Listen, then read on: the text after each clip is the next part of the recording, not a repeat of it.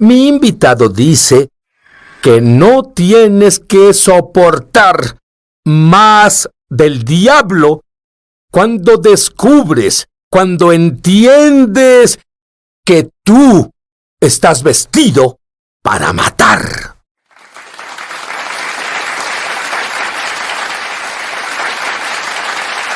Y nosotros los judíos tenemos una palabra, es meshuga, y significa loco.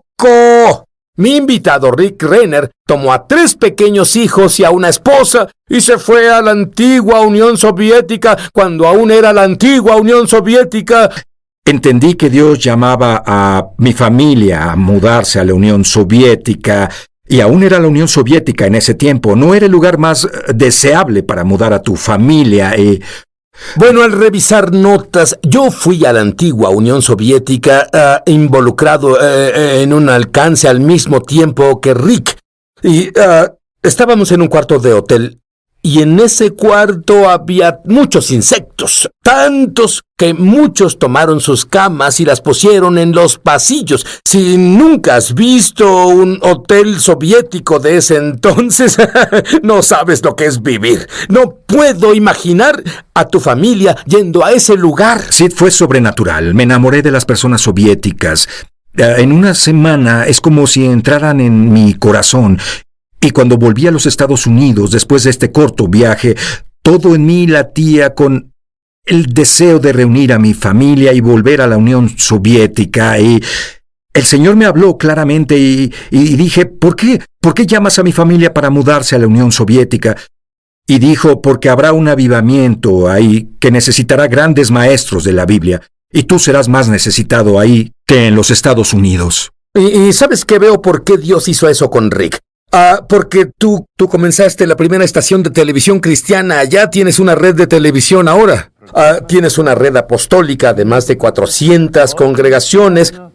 Tienes una nueva iglesia en Moscú con 3,700 miembros. Y creo que aún no alcanzas lo que Dios tiene para ti allá. Y en 1980 tuviste una visitación de un ángel. Sí, así fue.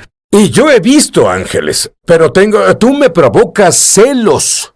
Y comenzó a hablarme sobre mi ministerio, y que mi ministerio sería uno temporal y que yo en particular sería enviado con las personas que habían sufrido. En ese tiempo en particular, Denise y yo no estábamos casados. De hecho, Denise aún no estaba, y ciertamente eso es lo que tenemos. 1985, otra visitación. Sí. Pero esta vez de Jesús. ¿Qué pasó? Me despertó a medianoche y fui al cuarto de... Y la cosa más asombrosa pasó. Grandeza de finanzas. Y entendí que Dios iba a proveer sobrenaturalmente para lo que me llamara a hacer en el otro lado del mundo. Y Dios ha sido absolutamente fiel en todo lo que hemos hecho. Y ahora, 24 años después, seguimos ahí. ¿Y sabes qué es asombroso? Vamos, Dios, nuestro Dios es brillante. ¿Sabías eso? Lo que es asombroso es que Rick es un maestro bíblico de clase mundial en una esfera más allá de cualquier cosa que me es familiar. Él toma una palabra griega porque él estudió griego. Y por ejemplo, en el final de los tiempos, él enseña algo que nunca has oído. ¿Has leído el libro de Hebreos? Comienza en los últimos días. Y algunos escépticos dicen, pues entonces creían que eran los últimos días. Y mira, ellos ni siquiera sabemos cuándo son, pero ni siquiera entienden del griego. Hay una gran diferencia entre los últimos días y el final de los días. Pero si no sabes griego, no lo sabes. Quiero que Rick nos enseñe eso cuando volvamos. Pero Rick, ¿cuándo comenzaron los últimos días? Los últimos días comenzaron el día del Pentecostés. Eso es mucho tiempo. Sí. ¿Y cuándo llegaremos al final de los últimos días? ¿Que no es lo mismo? Bueno, primero que nada, las personas que son escépticas y dicen, han hablado de los últimos días por 2000 años, están absolutamente en lo correcto. Porque los últimos días comienzan en Hechos, capítulo 2, cuando Pedro dijo que Dios derramará su espíritu en los últimos días. Y eso inicia el periodo al cual las personas llaman la era de la iglesia. Algunas personas la llaman la era de la gracia, pero la Biblia lo llama los últimos días. Pero cuando llegas a 2 de Timoteo capítulo 3, verso 1, Pablo escribe, ten en cuenta que en los últimos días vendrán tiempos difíciles. Y la palabra últimos, la cual Pablo usa, es la palabra griega escatos, y es de donde obtenemos la palabra escatología. Y la palabra escatos describe el fin de algo. Por ejemplo, si describimos la última semana de un año, usarías la palabra escatos. No puedes ir más allá, llegaste hasta el final. La palabra escatos la usamos para describir el puerto, el final de un barco. El barco no puede ir más allá. Así que dices que hay 18 características. Dime algunas de estas características que te hicieron creer que estamos en el puerto final, por así decirlo. Bueno, la primera característica está en el verso 1, y dice, ten en cuenta que en los últimos días, nota que no dice el último periodo, sino en los últimos días, la palabra griega describe el final del conteo. Dice, vendrán tiempos difíciles. Y esa palabra difíciles y la palabra griega es kalepos. Y la palabra kalepos se usa solo una vez más en el Nuevo Testamento. Y se encuentra en Mateo capítulo 8, verso 28, donde se usa para describir a 2 gadarenos endemoniados. Y cuando lees ese verso en griego, dice que esos 2 hombres eran kalepos, o que eran extremadamente violentos, difícil de tratarlos. Si te acercabas a esos 2 gadarenos endemoniados, entrabas en territorio peligroso. De hecho, el verso dice, nadie podía pasar por ese camino. Y en 2 de Timoteo, capítulo 3, verso 1, donde Pablo dice, ten en cuenta que en los últimos días, o al final de los tiempos, vendrán tiempos difíciles. En realidad está diciendo, tiempos extremadamente fieros vendrán. Tiempos difíciles para lidiar con ellos. De hecho, serán un callejón sin salida. Será difícil para las personas pasar por esos días. Podríamos tener, lo que leo en los periódicos, es que en África entran en las escuelas de niñas y raptan a esas niñas y las están vendiendo como a esclavas sexuales. Es más, están cortándole la cabeza a las personas y hacen videos. ¿Podría ponerse peor que eso? Bueno, verás, cuando continúas leyendo 2 de Timoteo, capítulo 3, verso 2 al 5, Pablo da esas 18 características de las cosas que pasarán en la sociedad en los últimos días, y una de ellas es la brutalidad, un salvajismo que tendrá la sociedad, una violencia, y de hecho es la misma palabra violencia la cual se usó para describir los juegos violentos del Coliseo, la violencia del entretenimiento. Y si lo piensas, Sid, las personas disfrutan la violencia ahora. Tal vez no vamos al Coliseo donde vemos derramamiento de sangre, pero los juegos de computadora, las películas, el entretenimiento están absolutamente llenos de violencia. Está creciendo dentro del cerebro de nuestra generación de jóvenes. Y esa es una de las señales de la sociedad de los últimos días. Bueno, dime algunas otras señales. Bueno, la primera señal que está enlistada es amadores de sí mismos. No puedes, enfrentémoslo. Es lo que en América y en la mayoría del mundo sucede ahora. Es la palabra griega philautos, y la palabra phileo significa amor. Es la misma palabra usada en Juan capítulo 18, donde la Biblia dice que Judas Iscariote le dio a Jesús un beso. Es la palabra griega phileo, y usualmente es una palabra que usas para describir lo que sientes por alguien más. Pero cuando lo compones junto con la palabra autos, que es donde viene la palabra autobiografía, te describe a ti. Es amar a sí mismo. Y en realidad está en la imagen de autobesarse. Las personas están tan enamoradas de sí mismas que hacen sacrificios para ellos que no harían por nadie más. Es amor mal dirigido. Y del amor mal dirigido vienen otras fallas, las cuales vemos en la sociedad de los últimos días. ¿Cuánto más puede empeorar? Bueno, será muy oscuro. De hecho, la Biblia dice, Pablo habló a Timoteo sobre esto, dice, malos hombres y engañadores irán de mal en peor.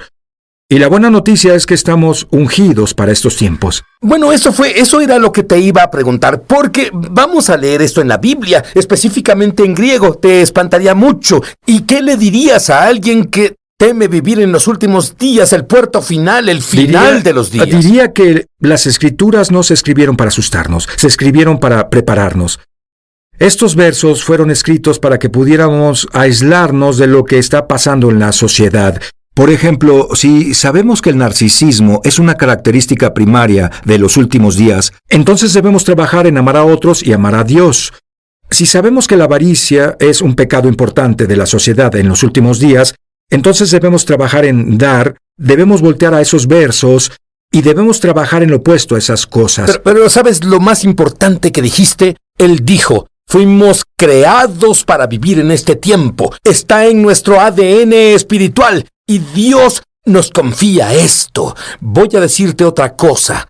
Cuando conozcas la revelación de Rick de la palabra sobre el apóstol Pablo, quien pasó mucho tiempo en prisión y observó a los romanos, guardias en sus uniformes, y luego escribió en el libro de Efesios lo que significaban. Y una vez que comprendas todo esto, estás vestido para matar.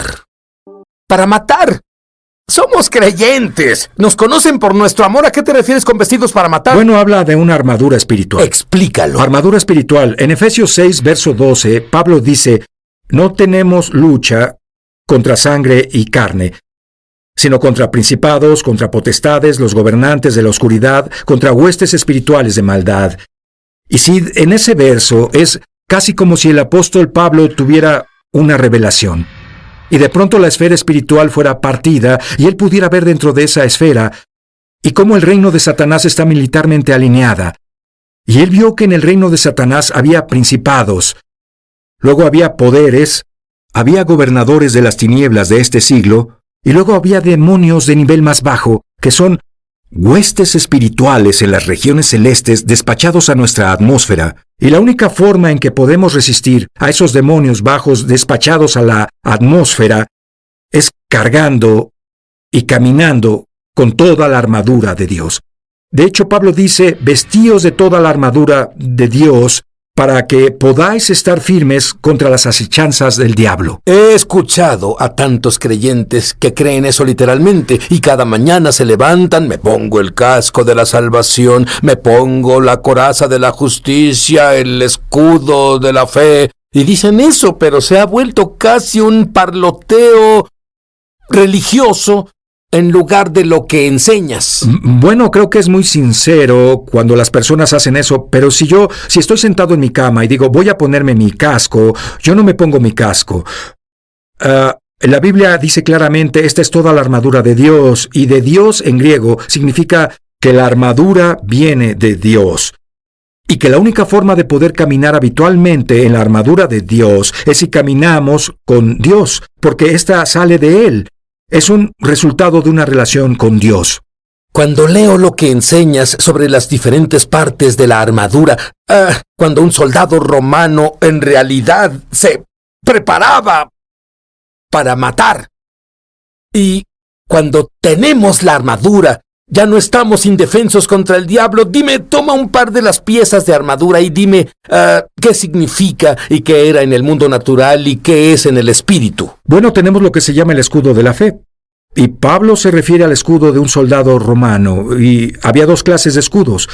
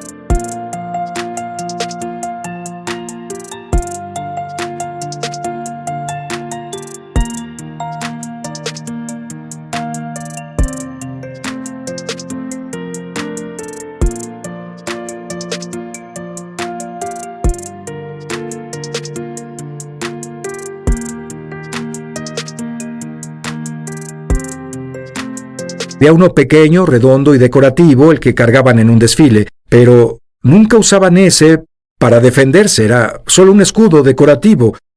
Pero el escudo que un soldado romano usaba cuando estaba en batalla viene de la palabra griega thureon, que es la misma palabra para una puerta alargada.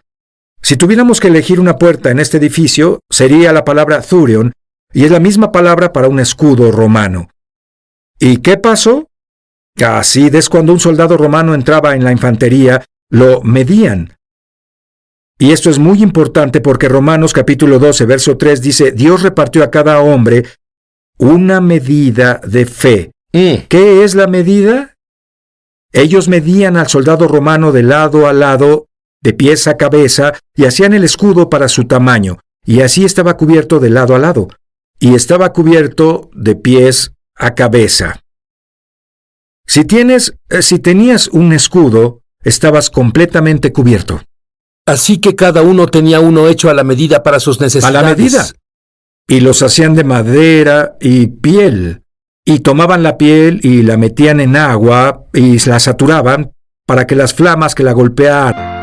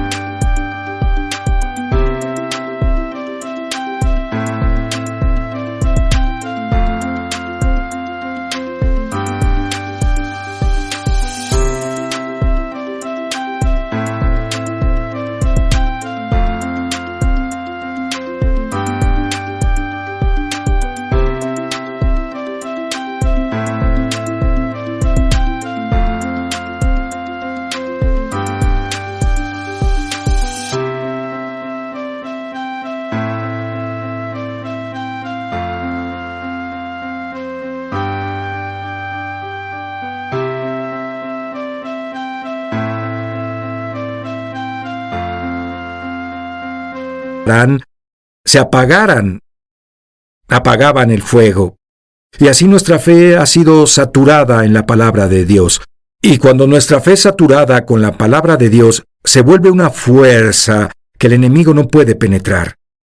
Y sabes, Rick, me gustaría pasar todo el tiempo, si lo tuviéramos, el día entero, hablando sobre esta armadura, porque, verás, cuando entiendes, en realidad entiendes de lo que Pablo hablaba, te das cuenta cuánta protección Dios nos ha dado. Descubres que literalmente estás vestido para matar. Dijiste que la mente es tan importante. ¿Orarías por las personas para que su mente sea renovada en la palabra de Dios ahora mismo? Lo haré porque la mente es donde principalmente sucede el ataque. Así que, Padre, en el nombre de Jesús, oro, Señor, por las personas cuya mente está bajo asalto. El enemigo trata de pavimentar un camino en sus mentes y bombardearlos con mentiras sobre su autoimagen, sobre su salud, sobre sus matrimonios. Y Padre, oro para que todos oigan la palabra de Dios y que todas esas mentiras sean arrancadas y sean quitadas de sus mentes en el nombre de Jesús.